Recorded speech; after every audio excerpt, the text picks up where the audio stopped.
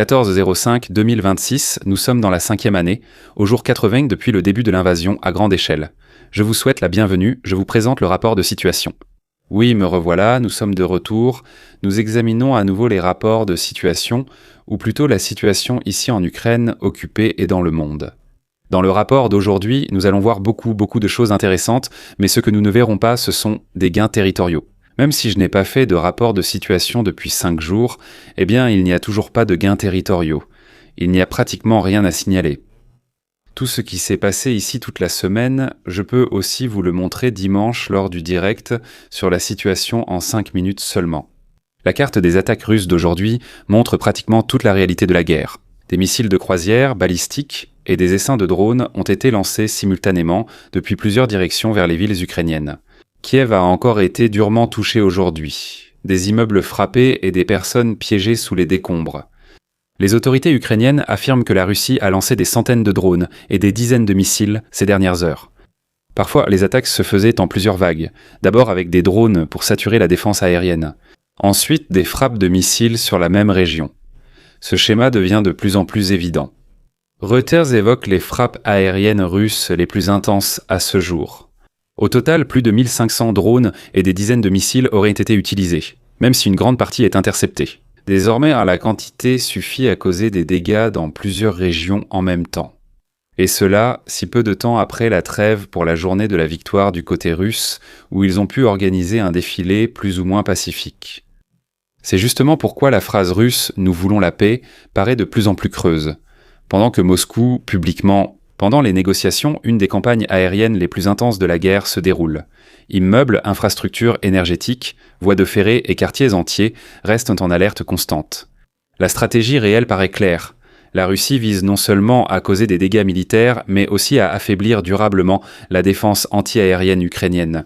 Des alertes constantes, des attaques de jour et de nuit et des assauts répétés visent à briser le système techniquement, logistiquement et psychologiquement. C'est pourquoi ces cartes sont aujourd'hui bien plus que de simples extraits d'attaques récentes. Elles illustrent surtout la volonté de maintenir l'Ukraine en surcharge permanente. Une fois de plus, les Russes se recentrent sur la capitale.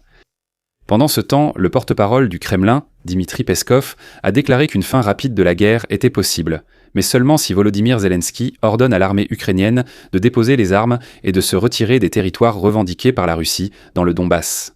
Ainsi, Moscou montre une fois de plus que le Kremlin ne parle toujours pas d'un véritable compromis, mais exige en fait la capitulation de l'Ukraine comme condition préalable aux négociations. La Russie considère depuis longtemps les territoires occupés ou partiellement contrôlés comme faisant partie de son propre État. La Russie exerce ainsi une pression politique. Alors qu'au niveau international, on discute sans cesse d'un cessez-le-feu ou de possibles pourparlers de paix, le Kremlin indique en même temps qu'il maintiendra ses exigences maximales et ne les abandonnera pas. Cela montre aussi que Moscou continue de considérer la guerre dans une logique de revendication impériale, et non comme un simple conflit qui devrait être résolu par des concessions mutuelles. Pour la Russie, cette attitude est cependant très risquée. En effet, plus il devient évident que Moscou définit la paix, entre guillemets bien sûr, uniquement selon les conditions d'une soumission totale de l'Ukraine, plus il devient difficile au niveau international de présenter le Kremlin comme un partenaire de négociation sérieux. C'est pourquoi la ligne russe semble de plus en plus contradictoire. D'une part, Moscou parle sans cesse de diplomatie et de négociation. D'autre part, il formule des conditions qui sont pratiquement inacceptables politiquement pour Kiev. Et en même temps, il y a aussi une ou deux frappes aériennes lourdes sur des villes ukrainiennes, pour augmenter la pression et peut-être influencer une décision du côté ukrainien, même si je ne pense pas que les Ukrainiens se laissent vraiment influencer par cela. Au contraire, je pense qu'ils empêcheront les Russes de prendre le territoire, surtout pas par une capitulation de l'Ukraine. Voyons cela sur la carte. Au final, tout cela signifierait que l'armée ukrainienne devrait surtout se retirer de cette zone ici, à Kramatorsk, abandonner également Sloviansk, Dvropilia et se replier ici sur cette ligne. Là où je montre avec la souris, c'est là qu'ils devraient tendance se replier et abandonner toute cette zone. Oui, mais il faut préciser que les Russes subissent de lourdes pertes. Nous y reviendrons, car le secrétaire d'État américain Marco Rubio s'est déjà exprimé à ce sujet. Il s'est exprimé à ce sujet, mais comme je l'ai dit, nous allons y revenir dans un instant. Mais nous voyons que les Russes s'empareraient de cette zone ici, et cela dans une région où ils subissent d'énormes pertes. Et en même temps, les Ukrainiens perdraient aussi les meilleures installations de défense qu'ils possèdent actuellement, car une partie d'entre elles se trouve ici. ici le long du front, et une autre partie ici dans la région de Zaporijia, que les Russes revendiquent également mais qu'ils n'ont pas pu conquérir entièrement. Les Russes n'ont toujours pas conquis entièrement ces régions, malgré leurs affirmations répétées. Cela n'aurait donc aucun sens. L'armée ukrainienne se replierait dans des zones peu défendues, et en quelques jours, les Russes lanceraient une nouvelle attaque depuis des positions fortifiées, laissant peu de chance aux Ukrainiens. On verrait alors de nouveaux gains de terrain. Comme en LAN, car bien sûr les Russes veulent échanger cela, puisqu'ils savent eux-mêmes qu'ils n'avancent plus ici. Et je pense qu'il leur faudra encore au moins 5 à 10 ans pour le Donbass, si cela continue comme jusqu'à présent, et environ 250 ans pour toute l'Ukraine. Des soldats ukrainiens tentent de sauver un camarade blessé à l'aide d'un UGV. Le drone terrestre est utilisé pour le transport du blessé, afin d'éviter d'exposer d'autres soldats qui, normalement, transporteraient le camarade sur une civière ou une couverture. Et si cet UGV est touché, seul le soldat blessé mourrait et non les camarades qui le transportaient.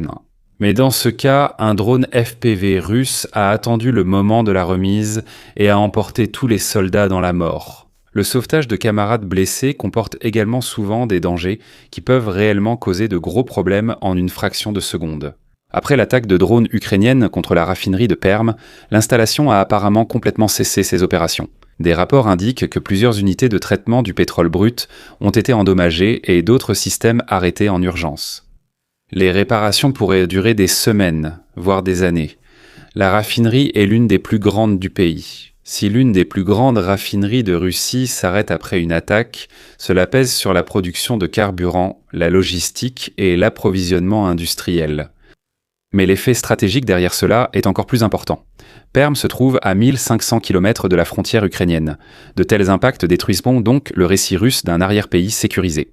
Même les centres industriels isolés doivent désormais craindre des attaques. Pour le Kremlin, c'est un problème, car les frappes contre les raffineries deviennent de plus en plus systématiques depuis 6 semaines. Les mêmes sites sont attaqués plusieurs fois, prolongeant les interruptions de production. La Russie doit allouer davantage de moyens de défense anti-aérienne et de sécurité à l'intérieur de son territoire. Et c'est précisément là que la faiblesse actuelle se manifeste. Moscou possède un territoire et des infrastructures immenses, mais n'est plus en mesure de les protéger de manière exhaustive. Chaque attaque réussie contre des infrastructures énergétiques critiques montre à quel point le système de défense russe est aujourd'hui surchargé et fragmenté. Mais désormais, même Bachkortostan brûle. Des images de Nolino montrent de grands incendies à la station de pompage et de distribution de pétrole. Au moins un réservoir semble avoir été complètement détruit. Je note aussi la distance avec l'Ukraine, comme précédemment. Cette région au cœur du territoire russe était longtemps jugée sûre. La guerre s'enfonce toujours plus dans l'arrière-pays russe. Autrefois, Moscou se concentrait sur la protection des zones du front, mais aujourd'hui, des installations industrielles situées à des centaines de kilomètres doivent soudainement s'attendre à des attaques de drones. Raffineries, stations de pompage, nœuds de distribution, tout cela ne peut plus être protégé simultanément. Chaque nouvel impact force Moscou à redéployer ses moyens de défense. Et s'il déplace la défense aérienne, elle manquera ailleurs. Dans la région de Kupiansk, dans l'oblast de Kharkiv, un drone ukrainien a pu repérer et frapper un dépôt de munitions russes improvisé. Il l'avait caché dans une grande conduite. Les explosions montrent la présence de grandes quantités de munitions, pas seulement de petites caisses. L'intérêt réside moins dans le tir réussi que dans ce que cela révèle sur les dépôts du secteur. Les unités russes dissimulent toujours leurs approvisionnements dans des abris improvisés, des conduites ou des infrastructures abandonnées, mais ils restent assez faciles à repérer. Les dépôts à ciel ouvert sont désormais facilement repérables et attaqués à cause des drones qui les rendent extrêmement vulnérables, comme l'a dit Hans Tecken. Vaut aussi pour le côté ukrainien et cela a un impact total sur la logistique du front. Même les petits dépôts de munitions doivent être cachés, car chaque site découvert peut être attaqué en très peu de temps. Les soldats en première ligne ont naturellement besoin de plus de munitions que ce qu'ils portent, ce qui aggrave la situation. Si même ces petits dépôts sont découverts et attaqués, l'approvisionnement devient critique. C'est une échelle si réduite, presque du micromanagement, qu'il n'est presque plus sûr. C'est particulièrement important près de Kupiansk, où un combat d'usure se poursuit depuis des mois. Si les munitions ne peuvent être stockées que de façon provisoire, cela complique l'approvisionnement, la coordination et la stabilité des attaques russes sur le front. Venons-en à une déclaration intéressante du ministre américain des Affaires étrangères, Marco Rubio, car il affirme que les forces armées ukrainiennes sont désormais l'armée la plus puissante et la plus expérimentée au combat d'Europe. Et en réalité, cette déclaration est moins exagérée qu'elle n'en a l'air à première vue. Peu d'autres armées sur ce continent ont connu ces dernières années une intensité comparable de guerre moderne. L'Ukraine lutte constamment dans des conditions de guerre réelles, avec la guerre par drone, des duels d'artillerie, la guerre électronique et une logistique de front très dynamique. Alors que de nombreuses armées européennes ne font que simuler de tels scénarios, l'armée ukrainienne les vit au quotidien. À cela s'ajoute l'usure énorme du côté russe. Il dit aussi que les Russes perdent chaque mois 5 fois plus de soldats que les Ukrainiens. Si la Russie doit effectivement continuer à supporter des pertes aussi élevées, de près de 1000 soldats par jour, cela montre d'une part que les Ukrainiens en perdent 200, mais cela montre aussi à quel point cette guerre est devenue brutale et consommatrice de matériel.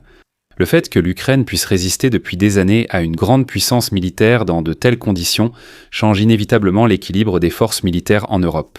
Et l'Europe, bien sûr, sans l'Europe, sans l'Union européenne et sans l'OTAN, l'Ukraine ne serait pas là où elle en est aujourd'hui. Mais il faut aussi dire, nous n'avons pas donné beaucoup. Si l'on regarde tout cela en pourcentage, nous aurions pu donner bien plus. Et même avec cette petite part que nous avons donnée, donc en comparaison, l'Ukraine continue de résister face à une grande puissance comme la Russie. Pour Moscou, c'est tout aussi problématique, car le Kremlin voulait à l'origine présenter l'Ukraine comme un voisin faible qui s'effondrerait en quelques jours.